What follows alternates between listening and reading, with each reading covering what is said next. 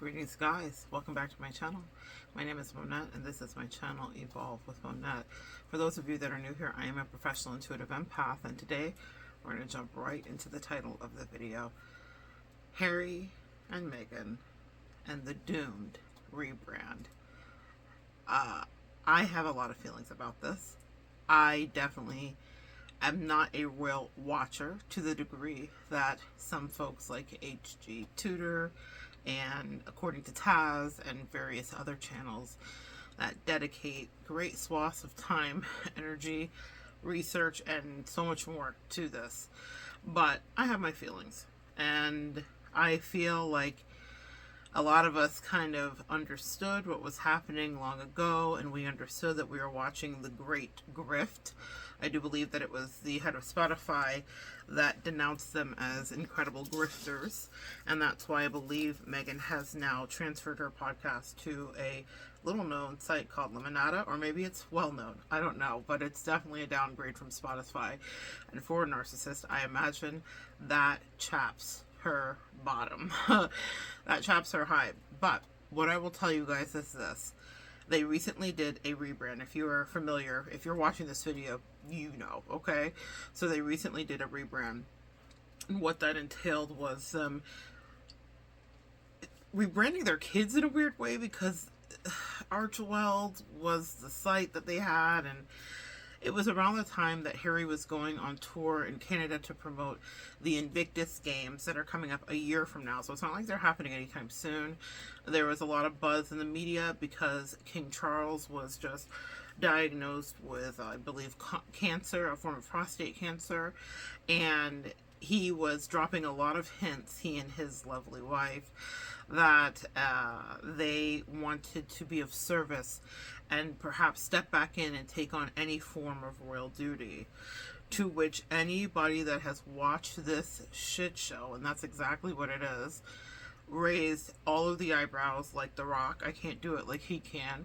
But we all were like, do you smell what the scammers are cooking? Wait a minute, you would want to come back to the United Kingdom to serve and be of service to the people that were so racist to you, the people that absolutely hated you, the people that drove you out, the people that had conspiracies against you and tried to end your life so that you had to flee to Tyler Perry's mansions in Canada and you had to flee back to Montecito. It doesn't ring as truth. What it rings as is that the great grift that they tried to pull didn't work in the way that they thought it would. What happened was exactly what they thought was going to happen did not happen, which was that they would be embraced by Hollywood. Because once they sold all of their family stories, and once they told every tale out of school, every deep and sordid and unnecessary detail. Once we heard all about Harry's Todger and the fight with William when he fell into the dog bowl, when he wrote his book Spare, once South Park excoriated them in the most brilliant fashion that only South Park can do, giving them a real glimpse of how not only America felt about them, but the world, I dare say. Now, there are still going to be Harry and Meghan fans, and trust me, years ago, I did a Harry and Meghan video. Just search most popular videos on my channel. You will find it. It's definitely brought out a lot of emotions, and it brought out a lot of people with a lot of opinions, and of which that I was self-hating, to say the least, because I was calling Meghan what she has now seen by the world. This happened years ago. Oh, by the world. It's a hazard of my job to be able to see the truth of people and their bullshit. And Meghan is full of it. And by proxy, now Harry is full of it. So them wanting, that video that I made gave my full opinions. If you want to go check it out, you'll understand. But what I'm going to tell you is this. Every prediction that I made was true. I said before she even had left the kingdom and the castle, pardon me guys, that she was going to write a book. And she did. And that she was going to, or that's yet to come out, but Harry certainly did, that she was taking notes, and that really what she wanted was access to have information. And that brings me fast forwarded back to what I want to tell you about them and their incredible and oh so obvious rebrand. They want back in. And right now, I believe that the kingdom has battened down the hatches because of what's going on with Prince Charles, and then also because of what's going on with Kate. Now, that's the real twist in the story to me. That's the real turn of fate. It is, be careful. The narcissist never has foresight. They never can realize that their actions will have long held effects, that they will be held to have a consequence. They don't play the long game. They're very short-sighted. They often shoot themselves in the foot. They overplay their hand. Anybody that teaches about narcissistic tendencies and abuse will tell you they overplay their hand. They're always so confident, always so sure that they're going to have the final say and the last word. So Meghan really laid Kate out, made pokes at her during the Oprah interview where she made mention of the Weighty Katie, thing that was kind of bandied about in the kingdom anyway. It wasn't like Meghan made that up, but she made sure to interject it into the interview. Everything is very strategic with Meghan. Nothing is coincidental. And with a narcissist, okay, specifically.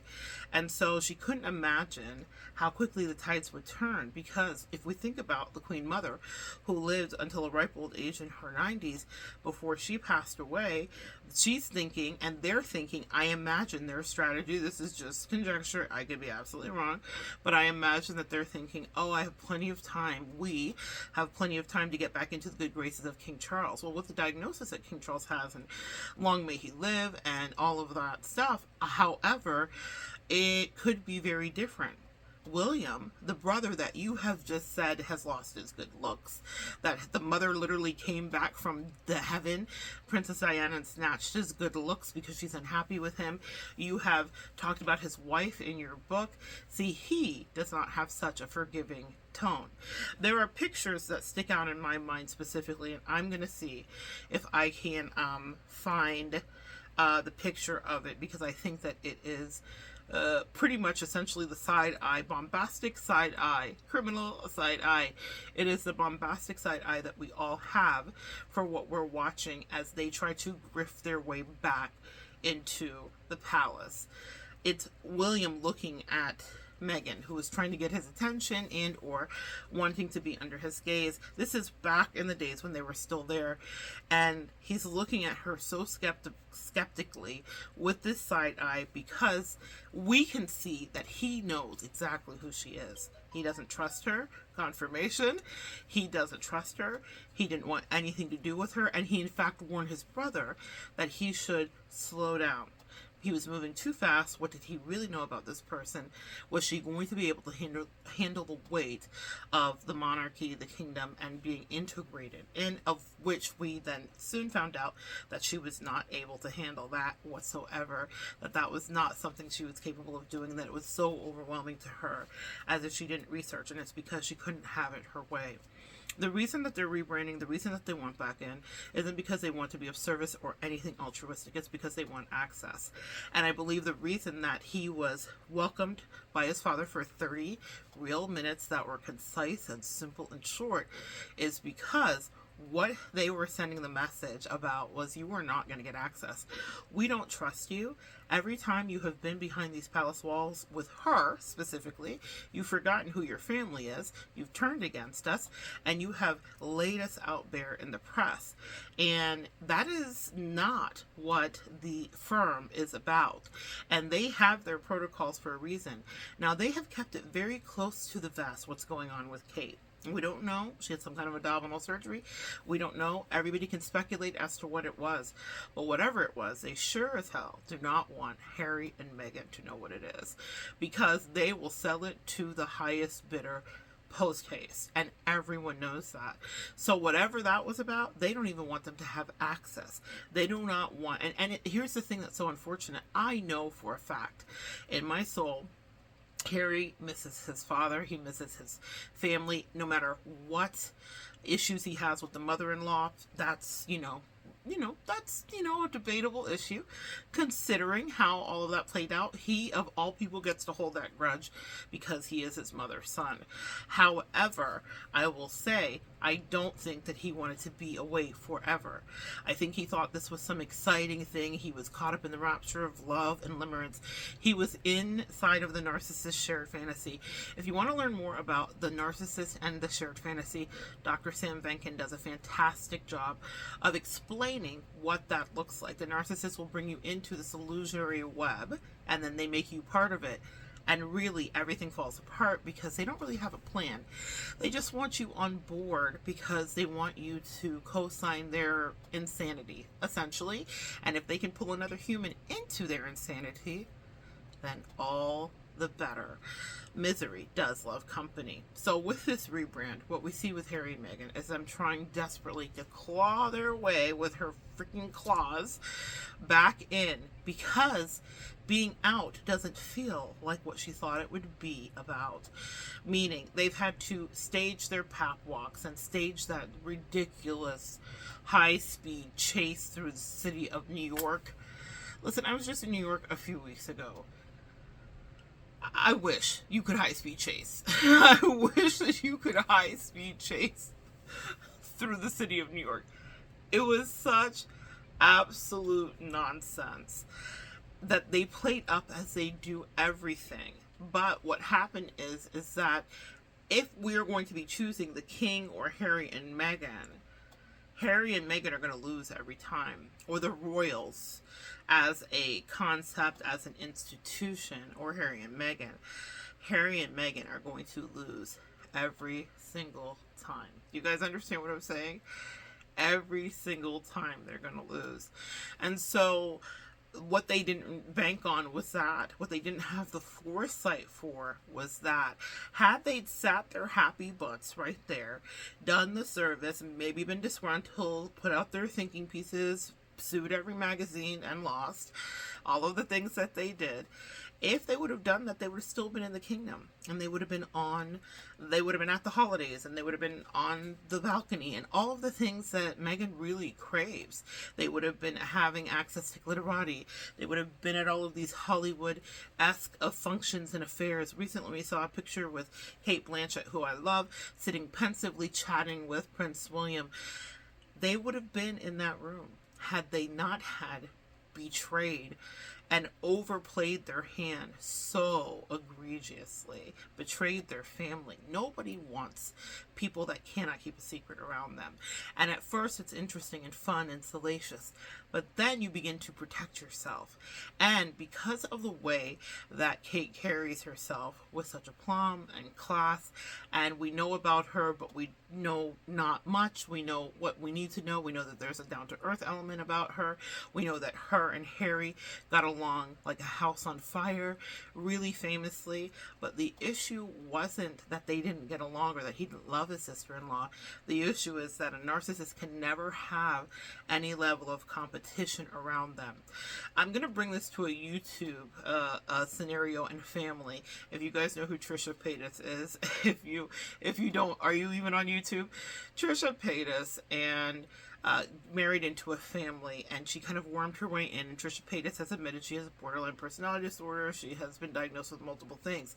But a level of toxicity that she does traffic in means that she cannot have competition in any of her relationships. And Gila, who was the brother, she married Gila's brother, Moses, and Gila, and they used to work on Ethan's podcast, the H3H3 podcast, if you guys are familiar, a huge podcast here on YouTube. And she got in, and she was very jealous of Gila. She was very jealous of Gila. At the time, Trisha was told she couldn't have children. Now she's on child 2.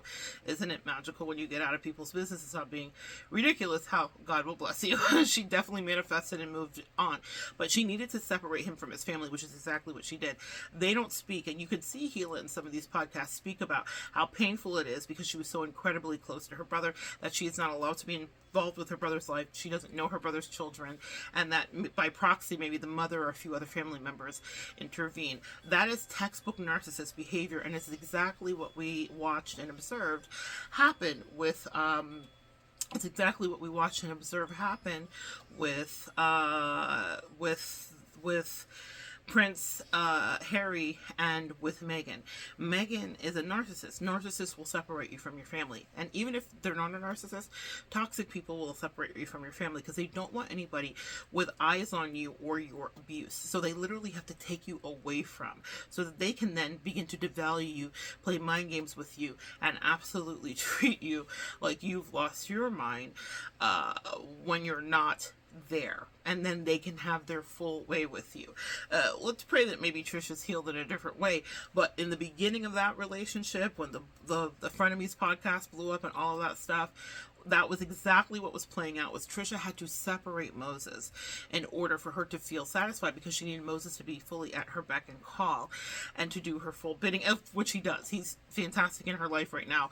That's another story for another day. Maybe I'll do another video about that and those dynamics and how there have been some evolution and changes there, interestingly enough. But that was textbook behavior of separate, divide and conquer. That is very much an abusive tactic that happens. Divide and conquer inside of narcissistic relationships. That divide and conquer is very real. Excuse me, guys. And so that's what Meghan did. She divided and she felt like she conquered, except nobody wanted anything to do with her when she was not adjacent in or spewing out all of the palace secrets. The palace intrigue was removed. The gossip was no longer as juicy. In fact, it was looked on as like piss poor and terrible behavior, and no one had patience or interest in what they were peddling any longer. And so definitely the patina has worn down and worn off, and all that glitters certainly was found out to be absolute fool's gold. So that's why Harry is saying, I would be happy to come back and serve. I'm sure you would.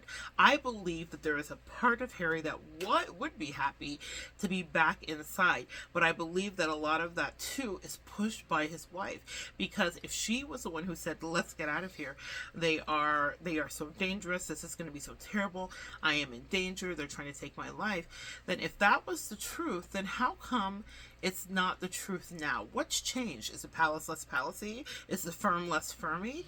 Is King Charles less King Charlesy? Is Queen Consort Camilla, or whatever she is she less of that? Now, I did find it interesting that when he went to visit his father, he did make mention that he did not allow Camilla to be in the room. I mean, I guess great, but it's not like they're not going to talk. That's her partner. They're going to probably speak, just like you speak to your partner, Harry, about everything. And so I feel like Harry, he softened the demands, right? So at first it was like, I'm not coming back without a firm apology and this and that. And now that's not there. There is no need for these firm apologies anymore, because they just went back in. They just want to breathe that delicious royal air again, because they miss it, because they are winded, because they want to be back in the graces of the family because of what it affords them. It's not even about, I think, the money. It's about access, because for Meghan, being out of the spotlight is her worst nightmare. All she's ever wanted is to be seen as special. Narcissists always do. And oh my gosh, what do we say? We pity the fool. How silly of Harry to allow her to just literally hijack his life, but that's what's happened. So with this rebrand, they're wanting us to see them differently as these philanthropists that they've painted themselves out to be, but the receipts are not receding in this age of Aquarius. Nothing that they do can actually be seen as real philanthropy. It's just a lot of hot air and awards because it makes them feel special, because they like it. It strokes their ego. They listed their long biography on their Rebrand page, guys, and it was just like, we know that you guys haven't been doing anything but essentially grifting. That's what the evidence says. That's what survey says. That's a lie. But okay, go off. Be you. Do you, boo.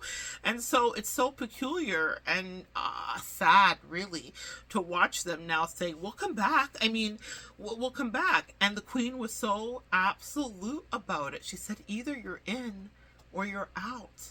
In the Accord, you're either in or you're out. Sam Granham Accord, I'm saying it wrong, but either you're in or you're out is what she said. And that's it. And I believe that Harry thinks it would be an easier way in with his father, because his father still loves him and there's a soft heart.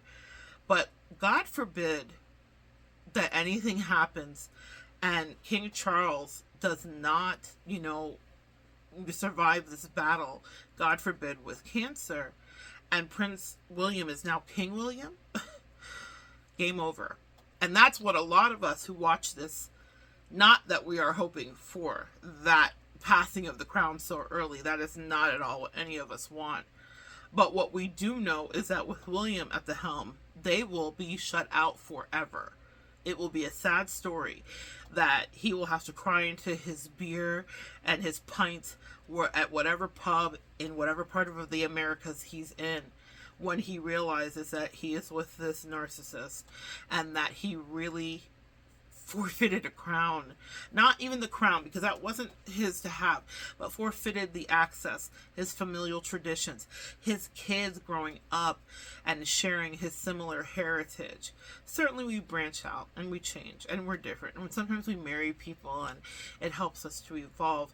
But I realize as I watch him say, I'd be of service in any way. Of course he would, Harry.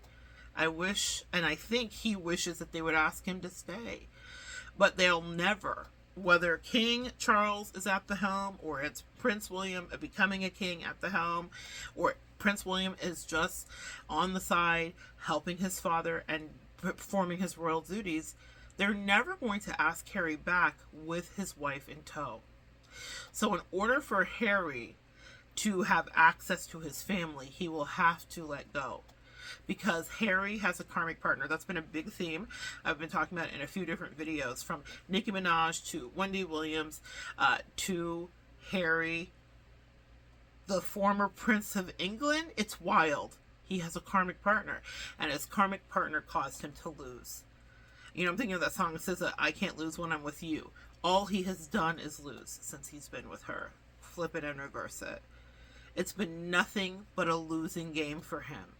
And he can't have access, because what happens with narcissistic abuse is that it becomes parasitic, where they infect you in your brain and they literally wind you up like a battery and send you out to do their bidding.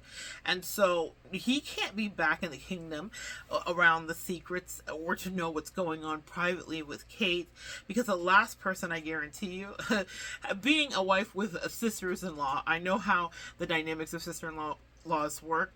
Fortunately, I do what I do for a living, so I'm able to manage all of my sister-in-laws and all of their individual personalities. But I have certainly seen sister-in-law fighting and infighting inside of my family, because that's the thing that happens when we're in families. The last thing that a sister-in-law wants is for you to be seen, especially if they know that you are not liked, to be seen at your weakest moment when something isn't right. So Kate doesn't want Meghan anywhere around what's wrong with her or what's going on with her or whatever the truth is. Kate does not want Meghan anywhere around that, because again, it will be sold to the highest bidder, and she doesn't want Meghan to have an ounce of satisfaction. The petty resides in us all, and trust me, it especially does when it comes to sister-in-laws, okay? Depending on how it goes. I've seen some literal knockdown brawls in my sister-in-law consortium. I've just been watching good thing I do some emotional and intellectual and psychological analysis for a living, because it helps me to navigate those waters with people. Not always perfectly, but better. But let's tell you who doesn't read the room ever. That's Meghan. Meghan did not read the room. And so she thought she was going to trash and dish and talk about this person's kids. That shit's never forgotten in the sister-in-law consortium, I promise you. The offenses that you offend are never forgotten. You'll be talking about that 7 years later at a holiday dinner. And so they don't want Meghan back in, but they can't have Harry proximal to them, because Harry runs everything back to Meghan immediately, because he is under her spell completely. He has absolutely forfeited his will, and we see what that gets him wishing that he could go home still. It's so sad, but I think we predicted this. In fact, go watch my video. I absolutely did. But even if he begs and pleads, what you can understand is that he would have to do so much distancing from Meghan. I'm talking a full divorce. I'm talking years before I even believe his brother's heart would soften If he were to immediately divorce Meghan tomorrow, I don't think that they're like, come back with open arms. They wouldn't trust it. And let me tell you something, it's not to be trusted.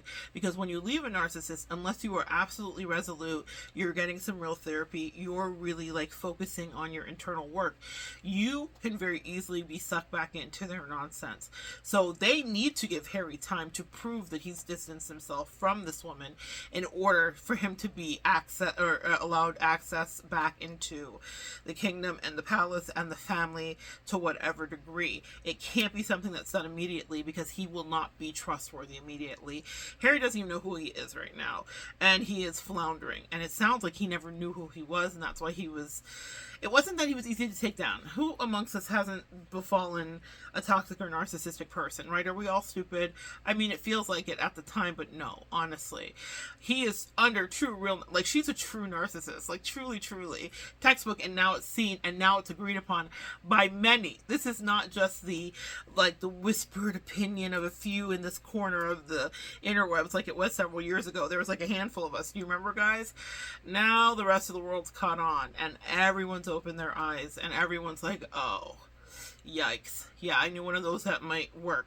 I had a coworker like that. I had a sister-in-law like that. I had a friend like that. I had a lover like that. I had a parent like that. Everyone is starting to recognize who Meghan is and who she never will be and who she never was, actually. And so the rebrand they can go on for as long as they want, but the palace walls will never be a place they once again haunt.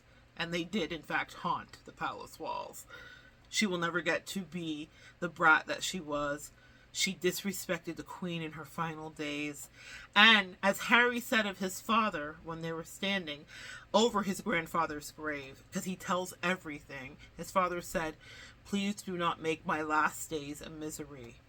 And I guarantee you that if Prince William has anything to do with it, he will be the one as a emotional blockage between his father and Harry. He will not allow Harry to do to his father what they did to his grandmother. You can bet your bottom last pound or dollar on that. So, the moral of the story is they can rebrand all they want. They will never be allowed back in. They will never be allowed to have access to the secrets.